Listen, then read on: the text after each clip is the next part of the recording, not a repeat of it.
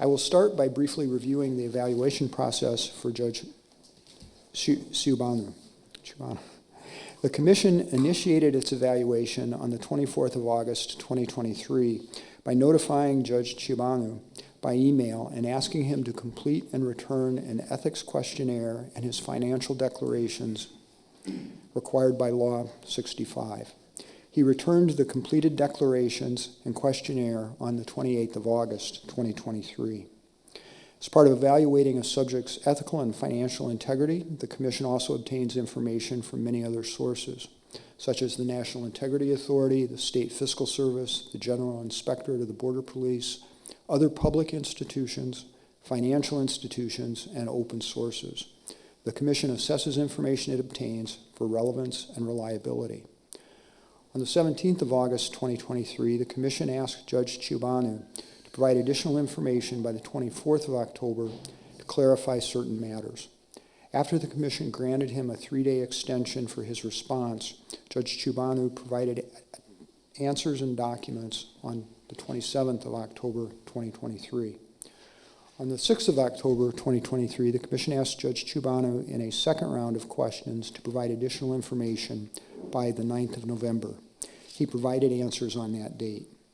On November 14th, the Commission asked Judge CIOBANU in a third round of questions to provide additional information by the 20th of November, 2023. He provided answers by the deadline. On the 4th of January, 2024, we notified Judge CIOBANU that the Commission in its investigation had identified some areas of doubt about his compliance with the ethical and financial criteria. We also invited him to attend today's public hearing. Judge CIOBANU, do you wish to make any corrections or additions to the answers you to this point have provided to the Commission's request for information? No. No additions. And are the answers to the ethics questionnaire that you returned to the Commission on the 28th of August, 2023 still accurate as of today? Yes, they are valid and relevant. Okay, members of the Commission will now ask additional questions. We will try to keep our questions short and to the point, and we ask that you similarly try to keep your answers short and responsive to the questions asked. Commission member Yuri Gatskin will begin the questions.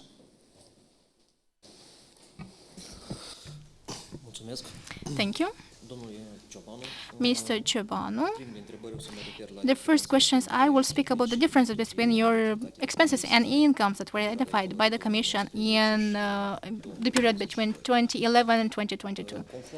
According to the document that was presented also by your Commission, has identified in your situation 6 years, 2011, 2013, 2021, 2022, and some other years in which you have a difference between the incomes of about 722,000.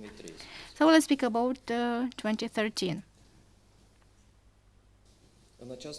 In this period, you have registered expenses for the reimbursement of some loans and also costs for consumption. In your answers, you have mentioned that you do not agree with the consumption costs calculated by the Commission for your family.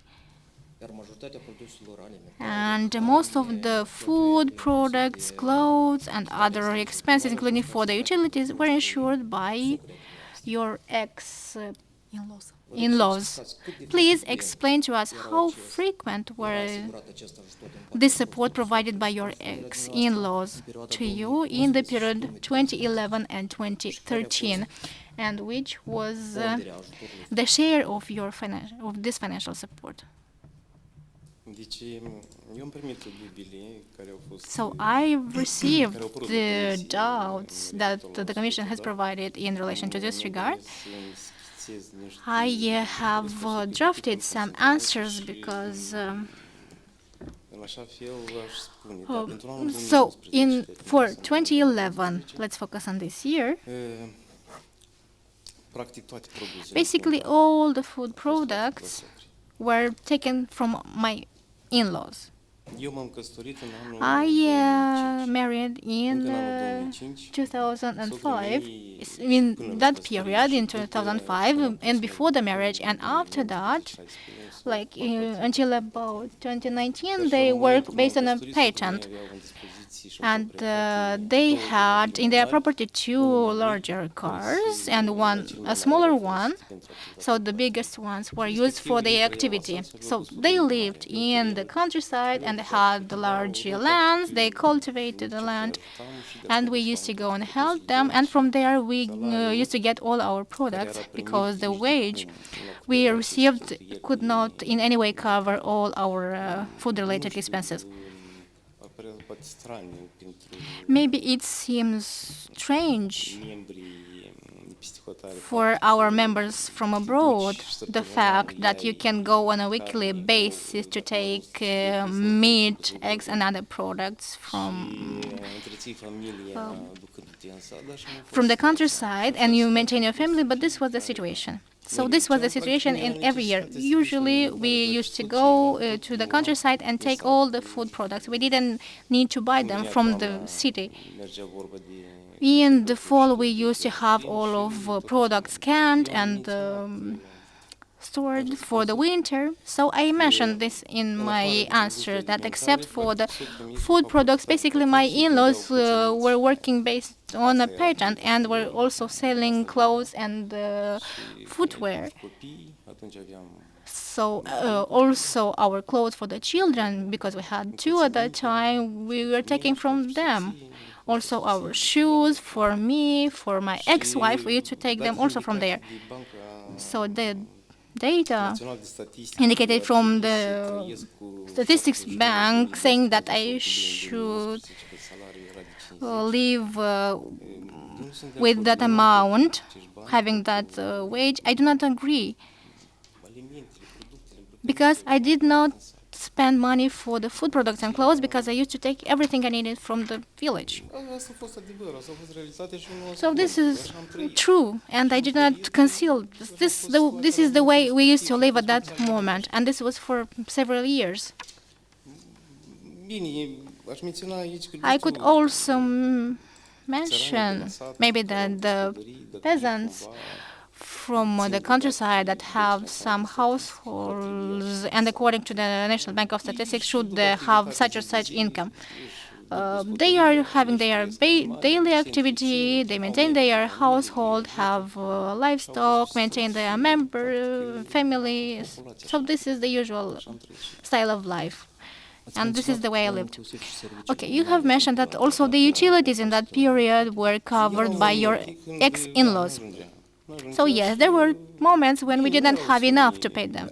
Of course, we didn't have too much costs, like 1,000 lei or more, but it was not frequent, because from the wage that we had, we tried to cover the utilities. But indeed, we had cases when the wife used to go and take some money from the in-laws and pay the services, the utilities. So these financial means taken from your in-laws, were these reimbursed or no? No. In the question from the Commission, it was mentioned that I kind of used to buy them. I did not do such things, because these were parents. They were parents, and it was just support. Everything was for free. We did not pay for those, because for me, having a family would not be okay to pay for it. But they didn't even accept us to pay for the products we used to take. Yes, they said that, yes, we do have the possibility, we will help you.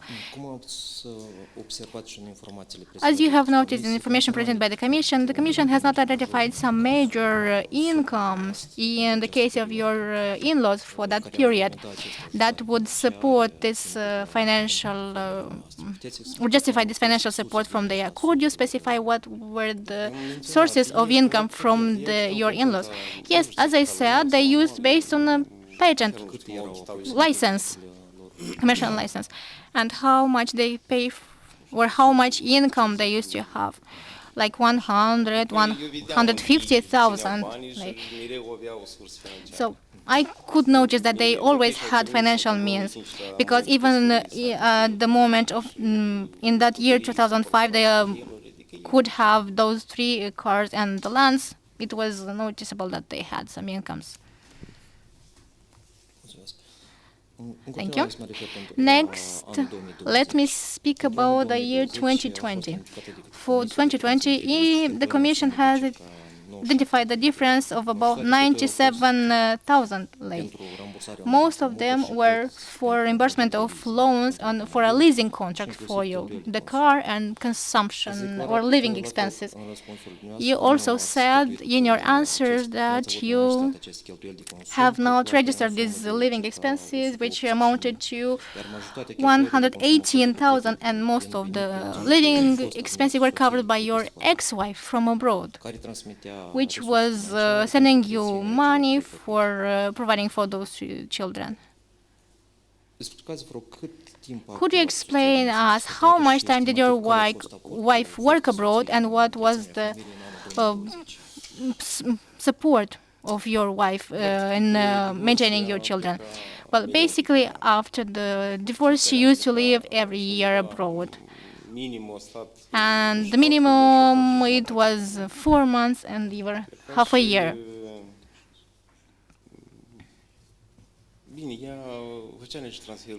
So she used to make some money transfers. I received them. At that moment, we had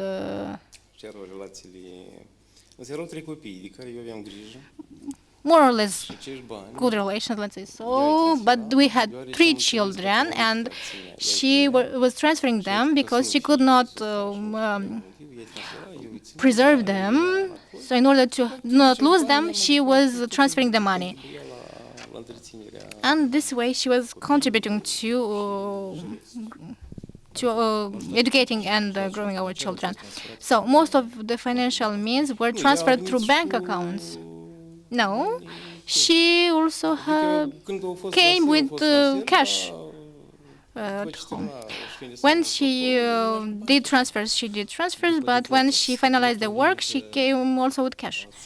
After the divorce, did you establish the amount of the financial support she had to provide for the maintenance of your children? No, I never established some limits for providing for the children, and generally we try to not resort to such means in order to avoid affecting or traumatizing children. Even now we are living together in the same property, in the same house. I can see everyday cases of establishing the domicile of the children, and the children are affected. And I don't want my children to be affected by such situation. We never have established limits.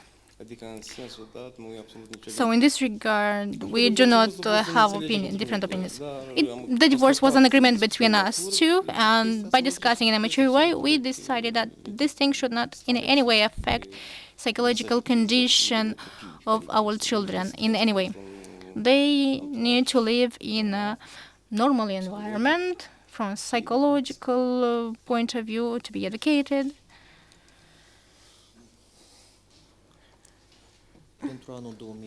For 2021, Commission has identified a difference between incomes and expenses of about 207,000 lei. The most amount was for the reimbursement of loans, leasing contract, and also for covering some losses in gambling, amount to the Moldovan lottery, amounting about 480,000 lei. Could you explain this part of gambling of 484,000 lei? Sorry. Actually, this amount is not really matching the positions.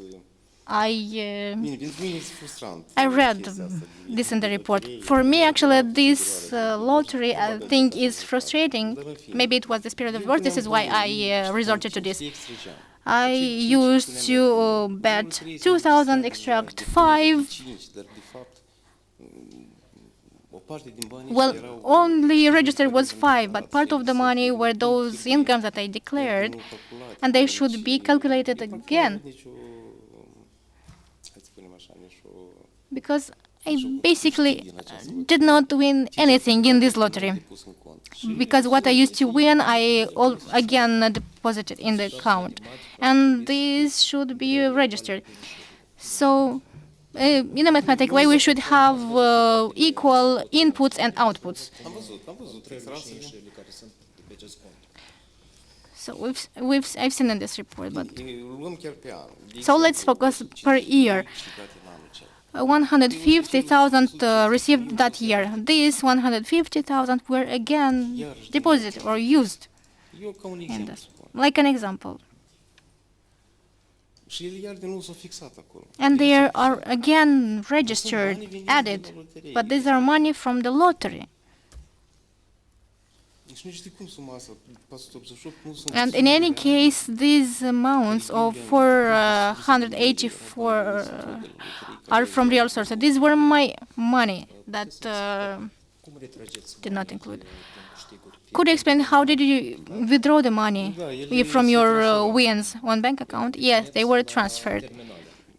And you used to deposit this money at ATMs or bank account, because the lottery indicates that most of the amounts were deposited in cash at the ATMs, the terminals.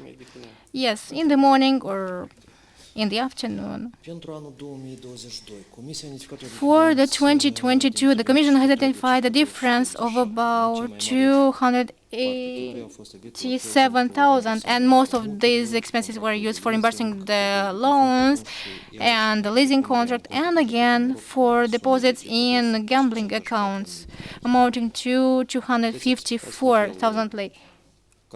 Could you explain which was the source of this financial means that you deposited? It's the same. As in 2021, the Commission calculated this living expenses of 121,000. In 2022, again, we have 155,000 living expenses. I didn't have such expenses, so I divorced my wife in 2020, but the relationships between the father and the daughter stayed the same, and we had the grandchildren, and she kept receiving this support from her parents. And even if we spend some money for food, so we have these payments from my card. These are 30,000, not 155. And regarding the lottery, so I would pay 2,000 and gain 5,000. So these are some calculations that should be registered in the lottery. So whatever I received, I bet again.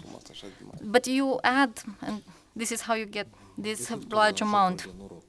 Regarding gambling, the Commission established, according to the information from the National Lottery of Moldova, that for 2021 and 2022, the deposits for gambling was approximately 739,000, and your salary was approximately 530,000. You had approximately 569 payments. The incomes from gambling, according to our calculations, was 149 for 2021, and for 2022, approximately 24,600. Also, you had 128 payments on gambling sites during work hours. How can you explain this from an ethical point of view?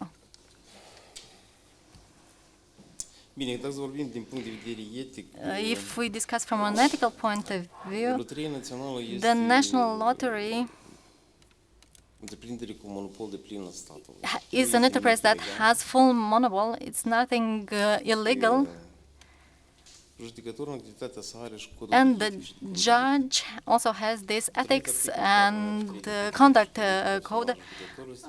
And this mentions that the judge, not Article 4, but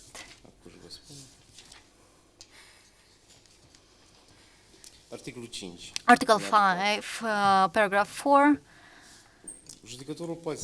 the judge can be involved in income-generating activities without being the administrator of companies such as insurance or other public companies. I didn't do anything illegal.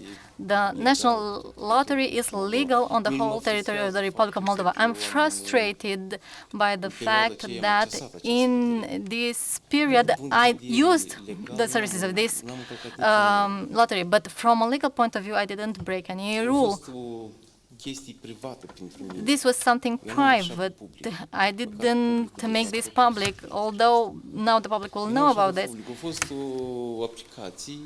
So there was an app that you download on your phone, you have 5 minutes, you open it, you lose some money, and you move on.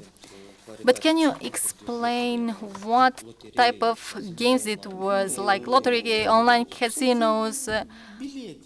No, these are tickets, electronic tickets for the national lottery. You access this ticket.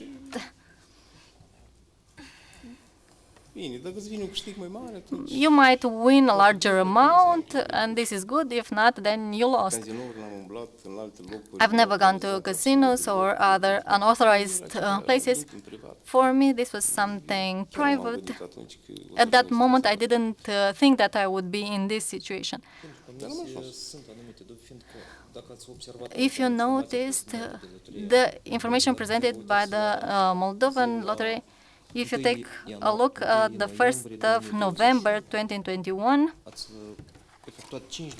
you made 5 deposits of 24,000 between 9 o'clock and 2 p.m.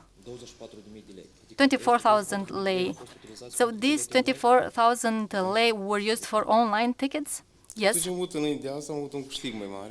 Before that, I won a larger amount, and I used to bet part of it, and this is how I spent it.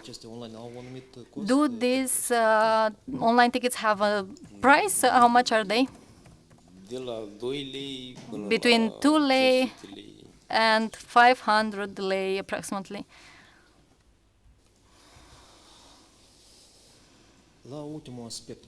On the last matter that I want to touch upon is the potential conflict of interest that you presented information about in the material sent to the Commission. According to the data, you mentioned that the committee stated that you crossed the state border with 2 lawyers, and according to the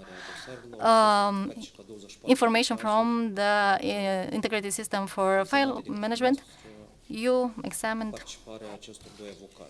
24 cases with the participation of these 2 lawyers. All were related to the first instance, and these were examined by a panel of 3 judges, and you are part of this panel in the period 2018-2022. Again, in the responses to the Commission, you mentioned that you communicated with these lawyers, you know them, and you had some discussions with them. Could you explain to us in more detail the relationship with these 2 lawyers? I met these 2 lawyers in a workshop where we had judges, prosecutors, lawyers. I don't remember the year, probably 2018 or 2019. So we met. So besides this, our relationships did not develop into a friendship or having some contracts that would generate any obligations towards these 2 lawyers or between me and these 2 lawyers. So in our discussions, I understood that they used to travel abroad to have holidays a lot. The first time for me it was in 2019, and at that time we had the divorce. I wanted to have some breaks of 3-4 days to be alone, and when I left, I was together with one of them. So we went abroad, And then I knew they traveled abroad, but this was different. They had their own stuff, and I preferred to be alone. And this is how I met these two lawyers. And again, I would like to mention that these are just acquaintances. So the fact that I met them did not generate any obligations that I would have to them or they would have to me. I examined all the appeals that they were involved in, the 24 cases. I identified 31 together with the appeals. So they were all, these appeals were rejected. I identified 10 cases where their appeals were admitted partially, and in 2 cases they were approved fully. In these 2 cases, did you abstain? No, I did not abstain. I will get to this. I made an analysis for all files. I found them and I opened each file. So, in only 2 cases, they won, and the appellate court considered that their requests have a legal ground. Otherwise, the appeals were admitted partially, so they would ask for the full acceptance. So out of these 31 cases, only 2 appeals were approved. I was always impartial. Moreover, there are 3 judges examining these cases. We discuss, all the 3 of us discuss the case, and therefore all the decisions were taken unanimously in the panel of 3 judges. I did not consider it was necessary to abstain because I always applied the legal regulations for each case. And if we see that only 2 were approved, and here we have the situation when the first instance court rejected the case. So, in this case, there was no solution. Because the first instance court cannot declare null some contracts for credits, because in this case, the rights of the creditors would be invalid, and the persons would benefit from these large amounts that were taken as a loan. People divorced, and after the divorce, the ex-wife wanted all the contracts to be annulled, but the obligations to the creditor were still in force. But if you annul the contracts, the person would be left without the money. So in those cases, there was no other solution.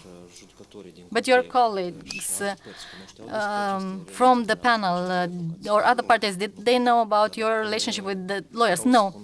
But if they had known, do you think they would have requested you to be recused? I don't know. I haven't discussed with my colleagues about this. If we discuss about abstinence, this is in the Civil Procedure Code. When do judges need to abstain? We also have this in the Ethics Code. And in none of these codes did I find any reason to do this. I did not feel the obligation to abstain because I was fair in all cases. And the fact that they've stopped discussing with me for more than 1 year and a half, maybe it's because I did not accept their appeals. But this is their problem. If they don't want to talk to me, I don't need them to. I have no further questions. Maybe my colleagues have other questions, please. If no one else does, I have a few, Judge. First, going back to the years 2011 and 2013, when I understood you to say that you received assistance from your in-laws for clothing and food. During those years, did you make any expenditures for those items for your family from other sources?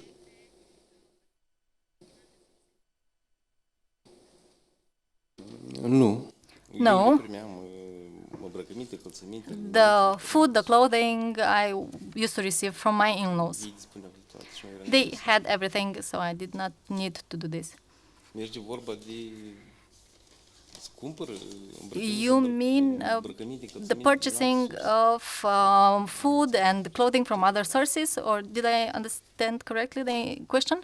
I think you did. What I was asking is, apart from what you received from your in-laws, did you otherwise spend money on food or clothing during those years? No. Most of it, no. Maybe for some basic things like shampoo, something minor, but for the basic ones, I did not. You also talked about the assistance you said your former wife provided for the support of the children. I understood you to say that you do not have a child support agreement. Is that correct? She did not support me financially. So this was something that we both agreed to do. When someone ran out of money, we both participated without setting a limit or a percentage saying that I spend this much and you this much. We did not want to impact the children. This is something internal, because we were married, but regarding the children, things were very clear. Each contributes as much as they can without setting limits, percentages, or amounts regarding how much every of us should pay. And after the divorce in 2019, did you ever identify in your annual declarations money received from your wife, your ex-wife, as either donations or income?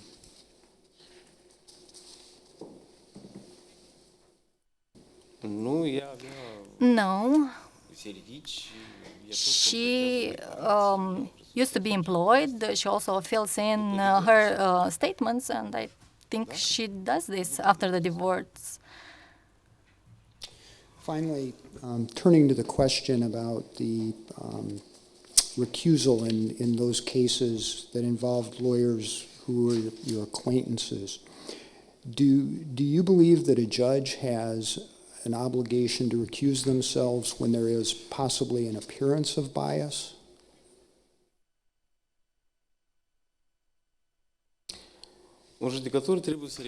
A judge should be recused in the cases provided for by the law, and there are such cases in the law.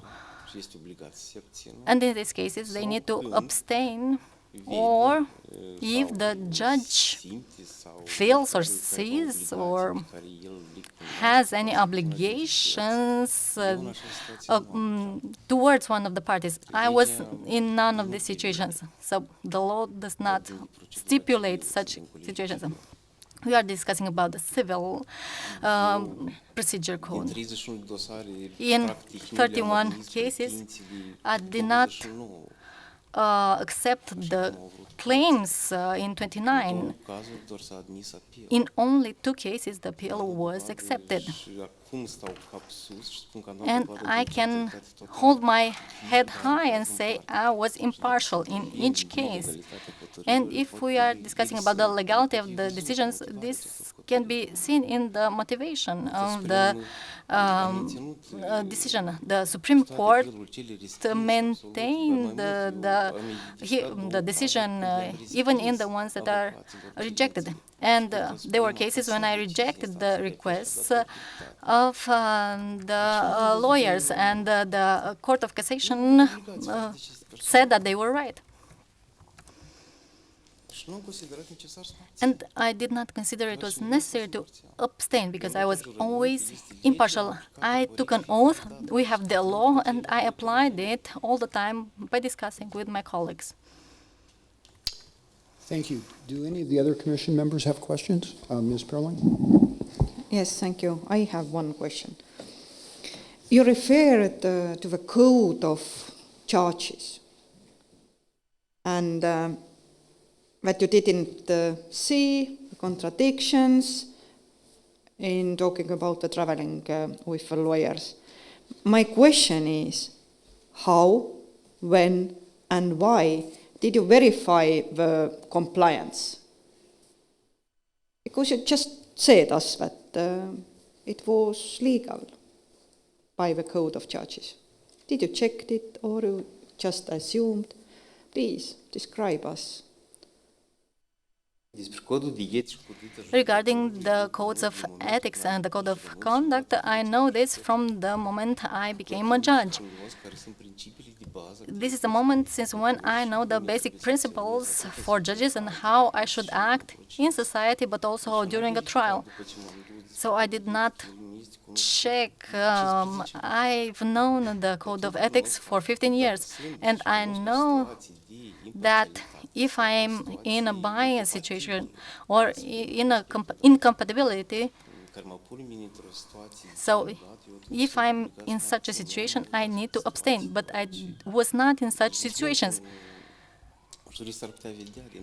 And a legal specialist could see from the decisions whether I was impartial or not. It's obvious. Based on the number of files that were rejected. So if the situation were different, if the number of accepted appeals were different, the situation would have been different.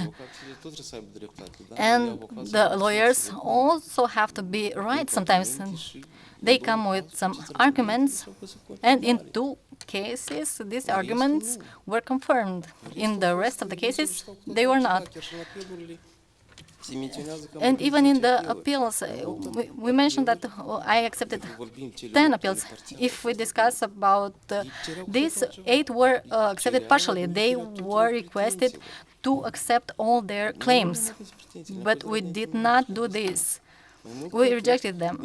Moreover, some appeals were rejected, but they were qualified as accepted. But in 4 cases,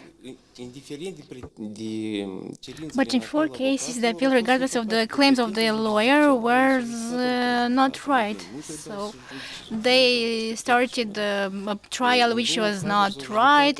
One was in the court of Chisinau in 2 cases. And by these cases, they affect also the rights of other people. So the decisions, the judgments are cancelled. The fact that the appeal is admitted, is accepted, does not mean that the claims are accepted. When they accept the appeal, there's a totally different decision issued. It is sent for the examination to another court. It starts from the beginning. So I said that only in 2 cases they had won the cases. And I know and I knew that I was correct in these decisions. Thank you. Yeah. It was clear for you. Thank you. Yes, Ms. Civanini. Thank you, Chair. A clarification on the issue we were discussing.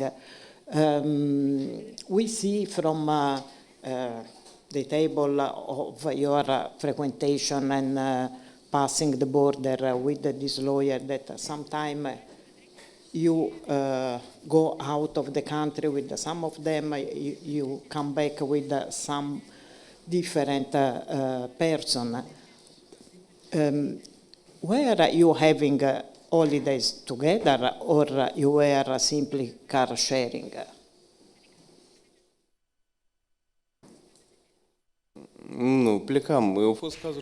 Yes, there were cases when we left together with the same car. But, as I mentioned, we never spent holidays together. I prefer to spend it by myself. For me, it was essential to stay alone in calm. And when we used to come back, we used to call each other. to keep in touch. And many times the wife of the lawyer, she used to go by car like in 2 days, and they used to come back 2 days after, so I had a place. But the holidays were spent separately.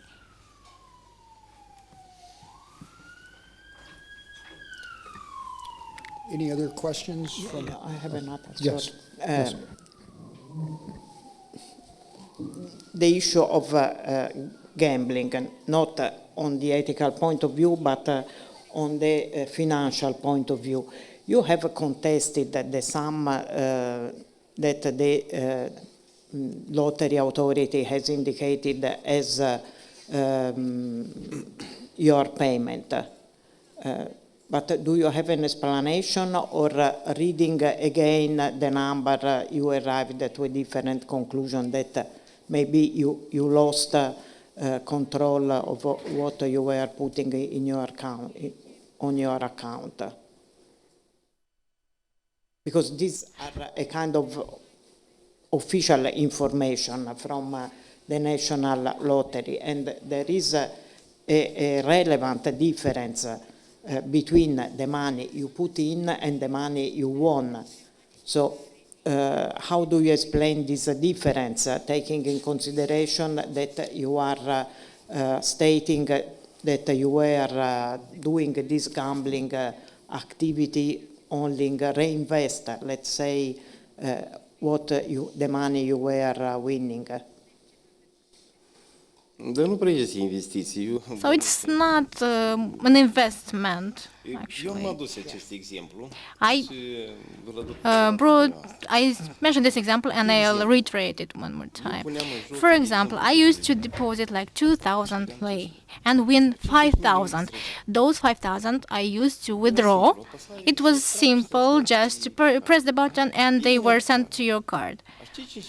When I had them on the card, those cash input, I used to deposit them back in 1 or 2 days and use them for the gambling. Therefore, this was registered that I deposited 5,000 again, but actually, I deposited only 2. 3 represented the win that they provided, and I indicated this in the declaration because I was obliged to. This is why this amount is added and added over and over again, because the money I deposited back again did not come from me, but from them. And finally, it's just the fate that you lose them. Because this is the lottery for, to lose. This is why it seems such a huge amount. But actually, I just used to withdraw the money won and deposit them back. And these actions were registered every time, and these amounts were added one to each other, multiplied. This is why we have this turnover and this increase. But actually, my personal money that I deposited was a much lower in sum. But actually, this is the type of the lottery. They are registering, they know everything. They show what you deposit, but not what you win. But if we have 2 tables in the file, you have surely have seen it, and we have a table with indicates all the money and you put on your account and the money that you won. And there is a huge difference. It's around 700,000 lei. And on a mathematical point of view, I don't know if you made a kind of simulation, but on the mathematical point of view, I don't see even you win, you put again, and how you can have this huge difference.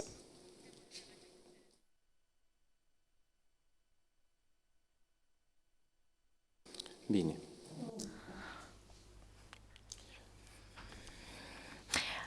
Well, let me just read how the things went. I used to deposit 2,000 lei and win 5,000. withdraw those 5,000. Afterwards, after a while, those 5,000 were deposited again on the gambling account. Out of them, for example, let's say I used to lose 3 and win 2, have 2 left, that I used to withdraw again, so that later on those 2,000 to deposit back. Therefore, the lottery is registering that I deposited 9,000 lei, but actually I put only 2,000 of my personal money. They register 9, but I started playing with 2. This is why we have this turnover that is increasing every time. For me, this is frustrating, actually, this lottery. But this was the situation of my life at that point. But this is actually how all this turnover are registered. When I saw these amounts, I was frustrated. I didn't go beyond the limits of my wages, of my loans, or living expenses. So when I saw this turnover, I even called the lottery to ask how this was possible, and they explained me the fact that you deposited this and you withdraw this, so you use those withdrawals again. So these withdrawals are registered with us the second time. So this is how this amount is increasing. It's not the real amount, that amount of 700,000. Basic idea is that what you are winning, you are depositing back. It's kind of a calculating formula. Other questions? Yes, Mr. Bevel. Good afternoon. So later on, you have said that the activity of the national lottery is governed by the law or is legal, and the use of services from this leisure society is not illegal in itself. But I want to ask you if practicing gambling by a judge is according to the ethical code or ethical rules that are governing the activity of a judge. It's not prohibited. Well, looking back,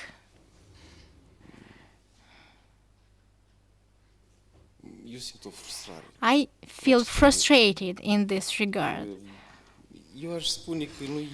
I would say that when a judge is going in or attending a night casino, for example, or would go to some prohibited places for gambling activities, this is one thing. But when this lottery is registered with the state and they have the monopoly and they pay taxes from these activities, from these incomes, the money that you win if you win something, it's different. But if going back in time, I would not repeat this step. Because if you know, this all lottery started in 2019 when the situation in my family was not the best, but this has passed.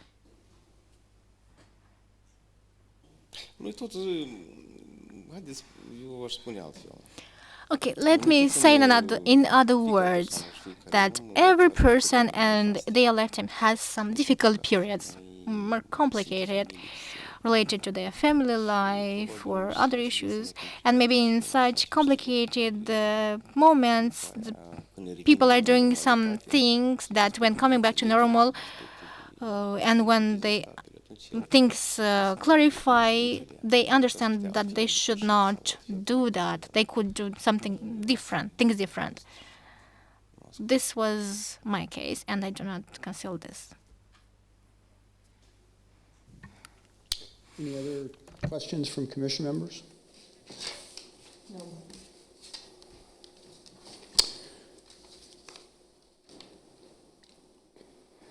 Judge CIOBANU, you've made some remarks, but would you like to make any further remarks by way of a concluding statement? Is there anything else you'd like to tell us?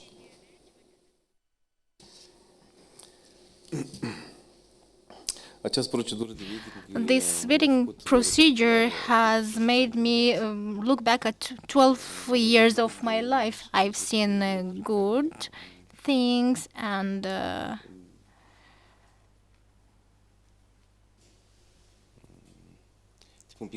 things that make you think about them. But finally, I would like to thank the honorable representatives of the vetting commission for their work and to wish them success in their further activity. As for myself, I'd kindly ask the Commission to examine my justifications and the doubts that have appeared in this relation. I would like to be heard. For the other candidates that are following this week, because it's a very complicated week, I wish them bravery, courage, and in the future, like Robert Frost said, to get rid of the problems just by overcoming them, not to run from the problems, only solve them. This is the one way you can move forward. But the successes will be shown in the future. This is what I wanted to say. Thank you. Well, we've come to the end of today's hearing. Judge CIOBANU, thank you again for your submissions and answers to the questions. After the hearing, the Commission will approve an evaluation report stating its conclusion whether the subject meets the criteria for ethical and financial integrity under Law 65. The Commission will strive to complete its report and announce its conclusion as soon as possible. It generally seeks to do so within a month after today's public hearing. The hearing is now closed. Thank you and good afternoon.